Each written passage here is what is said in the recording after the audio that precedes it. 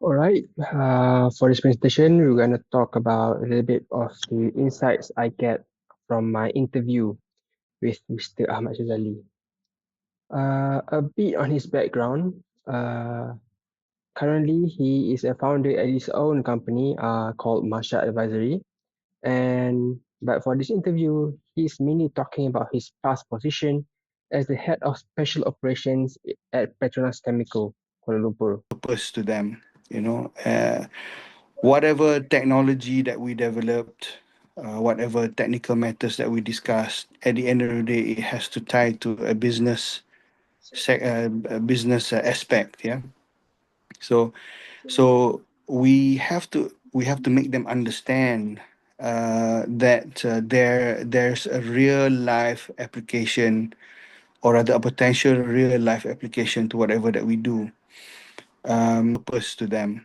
You know. All right. So based on what he said, uh, he's talking about when how he is explaining to a group of scientists, which is his team, on no matter how much or how whatever technical terms we use in science, is always back to the business for Petronas, right? So that shows his quality as a people-oriented leader, right? But in the same time, he also apply a task-oriented kind of leadership. What this means that for example, when the upper management is pushing to his team on releasing a new product or on solving a problem, right? It's his duty as well to delegate assignments, to set deadlines, to ensure that all of his team members understand their roles, which is a bit of a task-oriented leadership as well. This shows that Mr. Ahmad Shazali uses a mix or a contingent type of leadership. There must be a cost benefit analysis, and at the end of the day, what do we hope to get?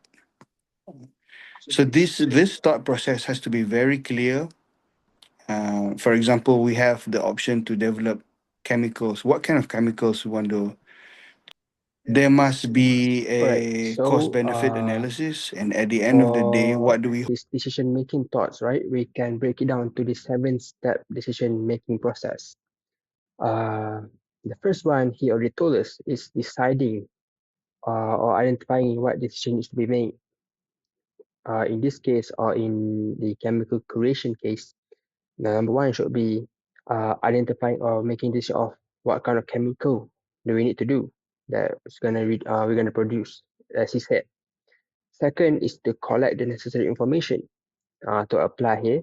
The necessary information is like the step states or what all the information about the chemicals that they're going to produce, right?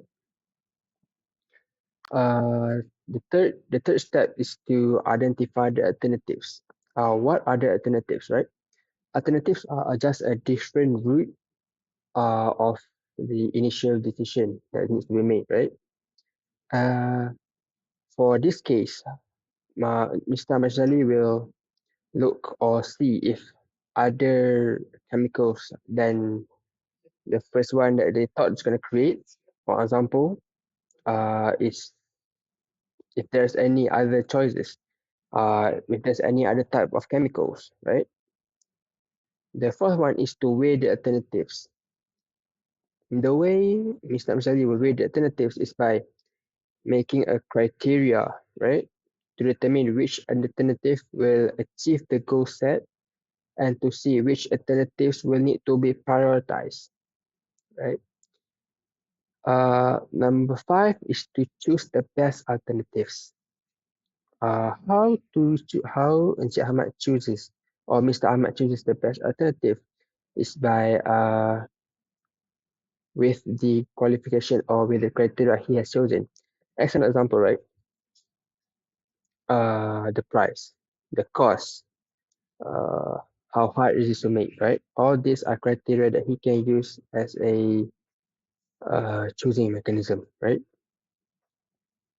So number six is so when choosing the best alternatives, my bad. For when choosing the best alternatives, it is to see which of these alternatives will apply to all these criteria the most, right? Number six is to execute. Once you have chosen the best alternatives there is, you will execute. Execute means doing, or in this case, releasing said material, the best alternative they have chosen. And finally, the last step is to evaluate and review our choices. So in this case, after Mr. Hamad already presented or showed his choice or the best alternatives to the upper management, he will wait for them to reply, for them to review, for them to tell on the mistakes, some of the things that can be fixed by his decisions, uh, and all these things, right? So this is important to ensure that the next time they make or they're gonna make a decisions, it's gonna be the best one, and there'll be no more mistakes, right? Um, don't be afraid to think outside the box. I have had the privilege to uh, get involved in many industries. Don't be Correct. afraid to think So, outside the Mr. box. Ahmad I have had the imparted some privilege insights and to advices to the upcoming leader and uh, manager. get Number involved in one, he many says to industries. always think outside the box. Don't stay Don't inside be the afraid box. to think outside the Challenge box. yourself, right? I The have had second the advice is privilege to always to be educated, read uh, books, get involved stay in many ahead, industries.